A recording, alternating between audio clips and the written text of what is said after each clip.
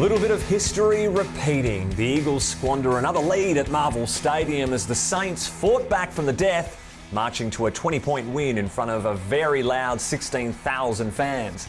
West Coast seemed like they were cruising, holding a 33-point lead in the third term, but St Kilda reeled off 8 unanswered goals to storm home. Young gun Max King booted 5 of the best, and the Eagles kicked just the 1 point in the final term. The team now needing to regroup for a crunch match against the Magpies on Friday Night Football. Welcome to Eagle Review.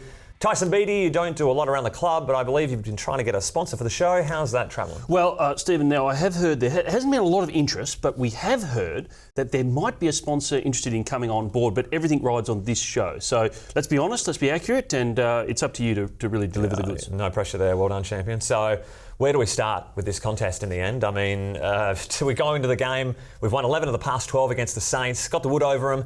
The Saints not quite in great form, underperforming, finals expectations from the club internally. And then they just flick the switch 5 minutes to go in the third quarter. Their pressure goes through the roof. It's 8-0 in the last 40 minutes.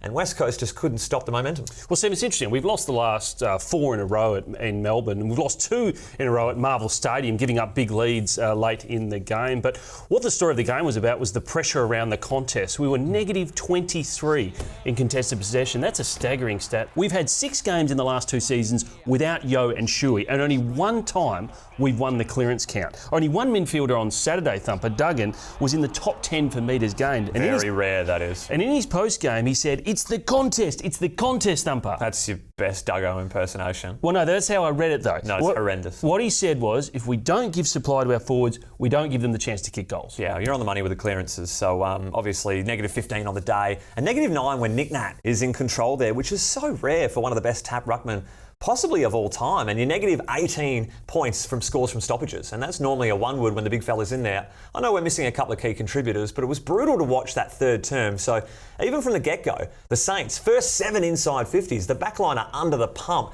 Then 9 of the last 10. They were just hanging on to that final siren. The ball just living in the Saints' forward half for the entirety of the term.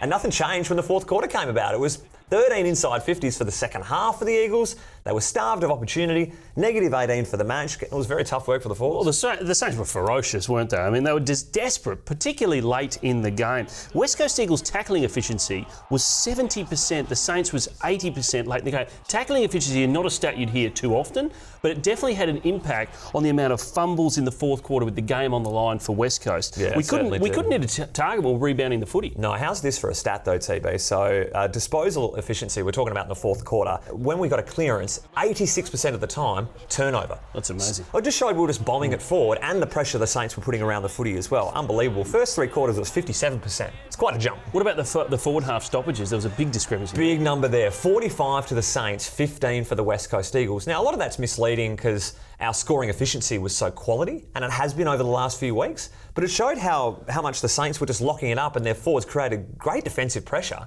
and locking the ball in there, causing more scoring opportunities for themselves also. And Jamie Cripps was probably one that really applied a lot of pressure as a forward. Oh, absolutely. 30 pressure acts. I mean, that's plenty. And there was almost twice as many as the next forward. So well picked up, TB. It was a pretty weird start to the game, though, wasn't it? We've seen this a little bit this season where we got off to a hot start. 3 goals straight. Darling kicked a couple earlier. He's 10-1 on the season, by the way. Impressive. Then the Saints kicked 4 straight. Then we kicked 4 straight again. So, Thumper, Shannon Hearn getting injured obviously had an impact. Jake Waterman having to go back. But in the first 10 minutes, losing him through a calf injury, he did equal Dean Cox's record for most games for West Coast. Was going to break it this week against the Pies on Friday night, but that'll have to wait. I dare say he's got a few refundable tickets going for the family and, of course, mates that were going to come over. It would have been great scenes, wouldn't it? Friday night against the Pies.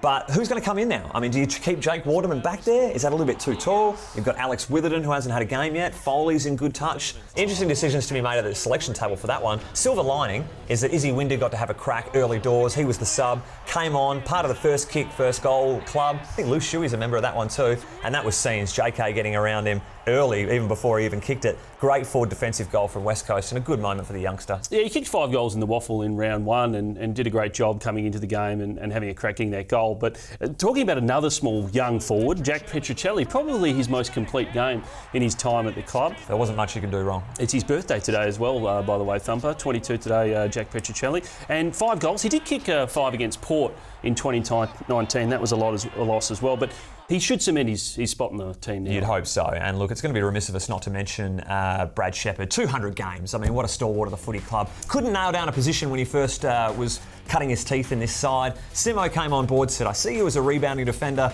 and a masterstroke, because he hasn't looked back since. Yeah, I mean, he's been a great player, hasn't he? He was drafted back in 2009, took his time to settle, eventually found his spot. He's probably the best player in our losing 2015 grand final. Wouldn't know, haven't watched it too many times, Stephen. 95 consecutive games he played before missing the 2018 flag run, which was a shame, but he was an All-Australian last year. Also a shame that we weren't able to get a win in his 200s. Yeah, absolutely. It sits at 2-2 now on the season. Both WA clubs 0-4 on the season. They've got to get that right in the travel factor. Yeah, so, big game. The Pies are looking to rebound from their Giants loss, and Friday night footy, it's always close against the Pies. Now, time for your roast of the round. Yeah, there's not too many of them this week. Sorry to let you down, TV, and the impending sponsor. That's a bit of a shame. But look, can't go past this one. It was a bit of a comedy of errors in the fourth quarter. JK drops 1 in a million of them. And then the two boys running into each other. Cue the Benny Hill music. And of course, Jack Darling spilling this one would have cut it to within a goal. A couple of brutal errors in the fourth. It was seen when it rained, it poured. And I think we're going to look at Jamie Cripps here. This is the second roast. Goes for goal. JK made the right call. Don't think it was going through, but just couldn't get boots a ball on that one. And any time you have a fresh airy from 1 foot out, he's going to cop a roast. Now, Oscar Allen with his size 14 boot just right into the face here. That implant of the Nike symbol would have been pretty severe. Now, he's done this before. He's a repeat offender, Thumper. Habitual. Pre-season. Poor old Fitzy. Well, that messed him right up there, Fitzy, and let's hope he recovers from his waffle injury on the weekend as well. Stay tuned for that waffle report later this week. Good bug. Now we are going to go to TB. I think he owes Gov a beer here, because that switch is definitely at his foot, and massive stitch up, holding the ball, top of the goal square. And that was probably the start of the Saints' run. Into the crowd now. Good Samaritan here, returning the football, goes to sit down. Oh, no, you got to pull the chair out. The old wedgie up the backside. Unfortunate. But how's the Saints carry on? What, he's done the chicken? Calling JK the chicken. And that's probably the roast that the Saints needed, because they flipped it from there. Scenes at Marvel. Now, a double 50-metre penalty here. Have a look at this one. He goes all the way from... It starts in the goal square. We won't show you all of this. But he ends up all the way down for a goal from 50 metres out. Hawks, that's a roast. Oh, that's not good enough. Saturday night footy against the Pies? Yes, and it would have to be a Falcon, wouldn't it? Because you always give me the Falcons. Bang, straight into crisp. Like a heavyweight boxing match, that one. The mouthguard goes piffing off the face. Good viewing. Now we're going to go to West Coast own Tim Gossage. Friday night footy. Richmond hit the lead. Now they win. Port out of gas. That's aged absolutely terribly. Freezing cold take from the Goss man. Not exactly Gostradamus on that one, was Anything but, no. Now Sunday, Channel 9 footy show here. Done some heavy recruiting heading into round 4, haven't they? Picked up most of Port Adelaide's list. That's terrible graphics work. It should have won on any given Sunday, but not on this occasion. Have a look. We're all the way down in Malvern, wherever that is, and the council workers having an absolute Barry Crocker here. How does that look right on any field? It looks like a rugby state.